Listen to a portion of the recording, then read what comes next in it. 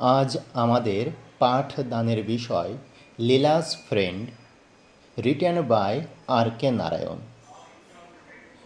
So, before reading out the text, let us discuss a little bit about the writer's life history. তবে text পড়া শুরু করার পূর্বে চলো আমরা রাইটারের লাইফ হিস্ট্রিটা একবার একটু জেনে নিই। আর.কে নারায়ণকে বলা হয় ইংলিশ সাহিত্যের কথাশিল্পী। তিনি সামান্য ঘটনাকে বর্ণনার মাধ্যমে জীবন্ত করে তুলতে পারতেন। হ্যাঁ, মানে he could have ব্রট the little incident to life through his narrative skill. তিনি তার বর্ণনার মাধ্যমে সামান্য বা তুচ্ছ ঘটনাকে একেবারে জীবন্ত করে তুলতে পারতেন। এটা ছিল তার একটা বিশেষ বৈশিষ্ট্য। The full name of R K. Narayan is Rasipuram Krishnaswami Iyer Narayan, who was born on 10th October 1906 in দাদেন, মাদ্রাজ। দাদেন কথাটির মানে হলো তৎকালীন আমল, অর্থাৎ অক্টোবরের 10 তারিখে 1906 সালের অক্টোবরের 10 তারিখে তিনি তৎকালীন মাদ্রাজে জন্মগ্রহণ করেন। Okay, he completed his graduation from Maharaja Collegiate School in 1930. তার প্রথম উপন্যাস স্বামী অ্যান্ড ফ্রেন্ডস, যা প্রকাশিত হয় 1935 খ্রিস্টাব্দে। এটি দক্ষিণ ভারতের মালগুড়ি নামক এক কাল্পনিক শহরের পটভূমিতে রচিত। তার অন্যান্য উপন্যাসগুলির মধ্যে আছে দ্য ব্যাচেলর অফ আর্টস, যা তিনি 1937 খ্রিস্টাব্দে রচনা করেন। দ্য ডার্ক রুম, এটি 1938 খ্রিস্টাব্দে। দ্য ইংলিশ টিচার, এটি 1946 খ্রিস্টাব্দে তিনি রচনা করেন। দ্য ফিনান্সিয়াল এক্সপার্ট 1952 সালে লেখেন। আর দ্য গাইড উপন্যাসটি তিনি 1958 খ্রিস্টাব্দে রচনা করেন। তার ছোট গল্পগুলি 3টি গ্রন্থে সংকলিত, অর্থাৎ তার ছোট গল্পগুলি 3টি গ্রন্থে ভাগ করা আছে। সেগুলোর মধ্যে আছে Malgudi days, Dodu and other stories, cyclone and other stories. তিনি 1960 খ্রিস্টাব্দে দ্য গাইড উপন্যাসের জন্য সাহিত্য একাডেমি পুরস্কার লাভ করেন। আর 1964 খ্রিস্টাব্দে তিনি পদ্মভূষণ উপাধিও পেয়ে থাকেন। এই মহান ব্যক্তি সকল ভারতবাসীকে কাঁদিয়ে 2001 খ্রিস্টাব্দে প্রয়াত হন।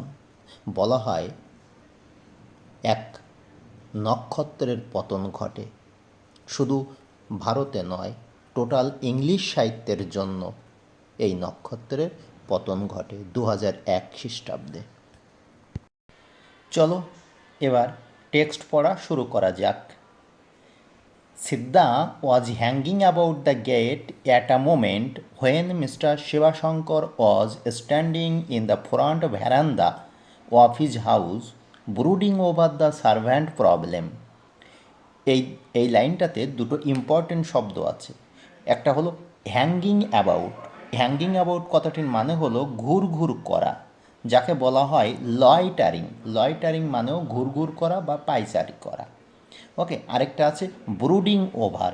ব্রুডিং ওভার কথাটির মানে হলো গভীরভাবে চিন্তা করা, মানে থিঙ্কিং ডিপলি। তাহলে চলো আমরা এই লাইনটার মানেটা একবার একটু জেনে নিই। Siddha was hanging about the gate at a moment. Siddha গেটের সম্মুখে এমন একটা সময় ঘুরঘুর করছিল। When mister শিবাশঙ্কর was standing in the front veranda of his house, যখন মিস্টার শিবশঙ্কর তার বাড়ির সম্মুখের বারান্দায় দাঁড়িয়ে brooding over the servant problem, বাড়ির চাকর বাকরের সমস্যা নিয়ে গভীরভাবে চিন্তামগ্ন ছিলেন। ইংলিশে হবে শিবাশঙ্কর, আর বাংলা যখন বলবো তখন বলবো শিবশঙ্কর। যেমন বাংলায় বলা হয় গোবিন্দ, আর হিন্দিতে বা ইংলিশে বলা হয় গোবিন্দা, ঠিক তেমনি করে শিবাশঙ্কর বাংলায় হবে শিবশঙ্কর। তার লাইনটার মানে আরেকবার একটু ক্লিয়ার করে নিই। Siddha was hanging about the gate at a moment. Siddha এমন একটা সময় বাড়ির গেটের সম্মুখে ঘুরঘুর করছিল। When mister শিবাশঙ্কর was standing in the front veranda of his house, যখন মিস্টার শিবাশঙ্কর তার বাড়ির সম্মুখের বারান্দায় দাঁড়িয়ে brooding over the servant problem, বাড়ির চাকর বাকরের সমস্যা নিয়ে গভীরভাবে চিন্তামগ্ন ছিলেন। Sir, do you want a servant? Siddha আজ। মহাশয়, আপনার কি কোনো কাজের লোকের দরকার আছে? মহাশয়, আপনার কি কোনো চাকর বাকরের দরকার আছে? সিদ্ধা জিজ্ঞাসা করল। Come in, said mister Shivshankar. ভেতরে এসো, শিবশঙ্কর বললেন। As Siddha open the gate and came in, Siddha যখন গেটটি খুলে বাড়ির ভেতরে প্রবেশ করছিল, mister Shivshankar subjected him to a scrutiny and said to himself, doesn't seem to me a bad shot. At any rate, the fellow looks tidy. আচ্ছা, এই লাইনে আমরা যে একটা শব্দ, একটা ফ্রেজ পেয়েছি, subjected him to a scrutiny. Subjected him to a scrutiny কথাটির মানে হলো গভীরভাবে নিরীক্ষণ করা বা গভীরভাবে পর্যবেক্ষণ করা, হ্যাঁ, মানে খুঁটিয়ে দেখা, আপাদমস্তক নিরীক্ষণ করা, যাকে বলা হয় অবজার্ভড মাইনিউটলি। তাহলে এবার ধীরে ধীরে মানেটা বলি। Come in, said mister Shivshankar. ভেতরে এসো, শিবশঙ্কর বললেন। As Siddha open the gate, Siddha যখন গেটটি খুলল, অ্যান্ড কেম ইন, ভেতরে ঢুকছিল, mister Shivshankar subjected him to a scrutiny, mister Shivshankar তার আপাদমস্তক নিরীক্ষণ করলেন। অ্যান্ড সেইড টু হিমসেলফ, আর আপন মনে বললেন, doesn't seem to be a bad shot. কই, একে তো খারাপ বলে মনে হচ্ছে না, ছোকরাটাকে তো খারাপ বলে মনে হচ্ছে না। অ্যাট এনি রেট, কোনো দিক দিয়ে, দ্য ফেলো লুকস টাইডি, ছেলেটাকে তো বেশ পরিপাটি বলে মনে হচ্ছে। টাইডি, টাইডি কথার মানে হলো পরিপাটি, মানে সুশৃঙ্খল। ইংলিশে বলা হয় নিট অ্যান্ড ক্লিন, মানে নিট অ্যান্ড অর্ডারলি। ও বেশ, তো কী বলছে? Doesn't seem to be a bad shot, তাকে তো খারাপ বালক বলে মনে হচ্ছে না। অ্যাট এনি রেট, কোনো দিক দিয়ে, দ্য ফেলো লুকস টাইডি, ছেলেটাকে তো যথেষ্ট পরিপাটি মনে হচ্ছে। Where were you before, he asked, তিনি তাকে প্রশ্ন করলেন, এর আগে তুমি কোথায় কাজ করতে? সিদ্ধা সেড, ইন আ বাংলো দিয়ার, ওই এক বাংলো বাড়িতে আর কি। And indicated a vague somewhere, vague মানে নট ক্লিয়ার, অস্পষ্ট, নট সার্টেন, নির্দিষ্ট নয়। And indicated a vague somewhere in the doctors house, দূরের অস্পষ্টভাবে একটা জায়গাকে ইঙ্গিত করে বলল, ওই এক ডাক্তারের বাড়িতে। তাহলে পুরো লাইনটার মানে দাঁড়ালো, Siddha said in a bungalow there, Siddha বলল ওই এক বাংলো বাড়িতে। And indicated a vague somewhere, আর অস্পষ্টভাবে দূরের একটা জায়গাকে নির্দেশ করে দিল, ইন দ্য ডক্টরস হাউস, ওই এক ডাক্তারের বাড়িতে। হোয়াটস ইজ নেম, আচ্ছা ভদ্রলোকের নাম কি গো? আই ডোন্ট নো মাস্টার, কর্তা আমি বলতে পারবো না। সিদ্ধা বলল, he lives near the market, ওনারা ওই বাজারের কাছাকাছি বাস করতেন। Why did they send you away, তাহলে তারা তোমাকে ছাঁটাই করলো কেন? ওকে, সেন্ড অ্যাওয়ে কথার মানে হলো ছাঁটাই করা বা বরখাস্ত করা, ইংলিশে যাকে বলা হয় ডিসমিস অথবা sack, SACK। Why did they send you away, তাহলে তারা তোমাকে ছাঁটাই করলো কেন? They left the town master, কথা আসলে তারা শহর ছেড়ে দিয়েছেন। Siddha said, giving the stock reply কথার মানে হলো মামুলি উত্তর দেওয়া, মানে গতানুগতিকভাবে উত্তর দেওয়া। স্টক রিপ্লাইয়ের আরেকটা ইংলিশ হলো কনভেনশনাল আনসার। তো কী বলছে? Siddha said giving the stock reply, Siddha একটা বাধা ধরা উত্তর দিল, আসলে ওনারা না শহর ছেড়ে দিয়েছেন। Mister শিবাশঙ্কর was unable to make up his mind, Shibshankar মনস্থির করে উঠতে পারছিলেন না একে কাজে নিয়োগ করা যাবে কি যাবে না। হি কল্ড হিজ ওয়াইফ, তিনি তার গিন্নিকে ডাকলেন।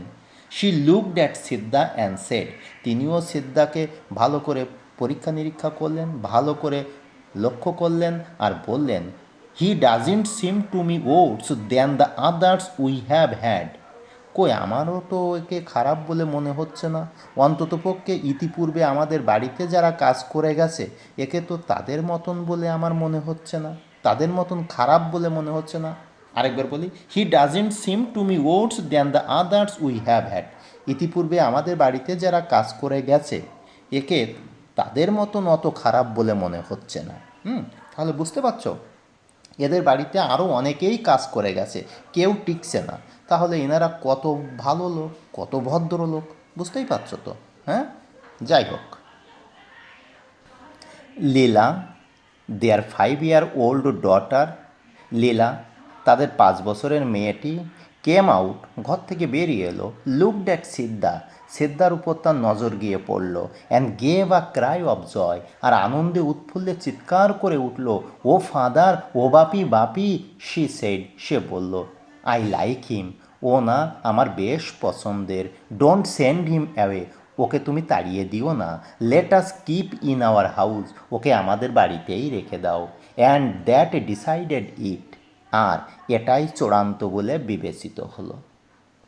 সিদ্ধা was given 2 meal a day and 4 rupees a month, সিদ্ধাকে দিনে 2 বার আহার আর মাসে 4 টাকা মাস মাইনাতে কাজে নিয়োগ করা হলো।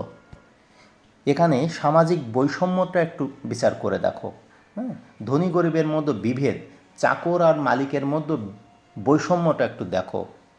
সাধারণত মালিক দিনে 4 বার আহার গ্রহণ করছে, ব্রেকফাস্ট, লাঞ্চ, স্ন্যাক্স, ডিনার, সব কাজই সিদ্ধাকে দিয়ে করে নিচ্ছে, কিন্তু তাকে মাত্র 2 বার আহার পরিবেশন করা হচ্ছে। হয়তো তাদের ব্রেকফাস্ট বা স্ন্যাক তাকে দিয়েই পরিবেশন করানো হচ্ছে, অথচ তার খাওয়ার কোনো অধিকার নেই, সে মাত্র 2বারই আহার পাবে। তাই বলছে Siddha was given 2 meals a day and 4 rupees a month, সিদ্ধাকে দিনে 2 বার আহার আর মাসে 4 টাকা মাস মাইনায় কাজে নিয়োগ করা হলো। ইন রিটার্ন ফর হুইচ, আর এর পরিপ্রেক্ষিতে, হি ওয়াশড ক্লোথস, সে বাড়ির সমস্ত কাপড় চোপড় ধুয়ে দিত, টেন্ডেড দ্য গার্ডেন, বাগানের পরিচর্যা করত, র্যান ইরান্ডস, 5 ফরমাস খাটত, চপড উড, জ্বালানি কাঠ চলা করত, অ্যান্ড লুকড আফটার লীলা, আর লীলার দেখাশোনা করত। আচ্ছা, এই প্যারাটায় আমরা বেশ কয়েকটা নতুন শব্দ পাবো, যেমন টেন্ডেড দ্য গার্ডেন। টেন্ডেড মানে পরিচর্যা করা, বুঝতে পারলে? টেন্ডেড কথার মানে হলো পরিচর্যা করা, যাকে বলা হয় লুক আফটার অথবা টেক কেয়ার অফ। আরেকটা পাচ্ছি র্যান ইরান্ডস মানে 5 ফরমাস খাটা, মানে নির্দেশ মতন ঘুরে ঘুরে কাজ করা, যাকে বলা হয় sent for some work here and there. তারপরে পাচ্ছি চপড উড, জ্বালানি কাঠ চলা করা। চপড কথার মানে হলো ছোট ছোট করে কাটা, ওকে, বলা হয় cut with a sudden blow, জোরে আঘাত করে করে কাটা, কুঠার দিয়ে কাটা, okay, cut with the help of an axe. আর পাচ্ছি লুক আফটার মানে দেখাশোনা করা, ওকে, লুক আফটার লীলা। তাহলে পুরো লাইনটার মানে দাঁড়ালো, Siddha was given 2 meals a day, সিদ্ধাকে দিনে 2 বার আহার, অ্যান্ড 4 rupees a month, আর মাসে 4 টাকা মাস মাইনায় কাজে নিয়োগ করা হলো। ইন রিটার্ন ফর হুইচ, তার পরিপ্রেক্ষিতে, হি ওয়াশড ক্লোথস, সে বাড়ির সমস্ত কাপড় চোপড় ধুয়ে দিত, টেন্ডেড দ্য গার্ডেন, বাগানের পরিচর্যা করতো, র্যান ইরান্ডস, 5 ফরমাস খাটত, চপড উডস, জ্বালানি কাঠ চলা করতো, অ্যান্ড লুকড আফটার লীলা, আর লীলার দেখাশোনা করতো।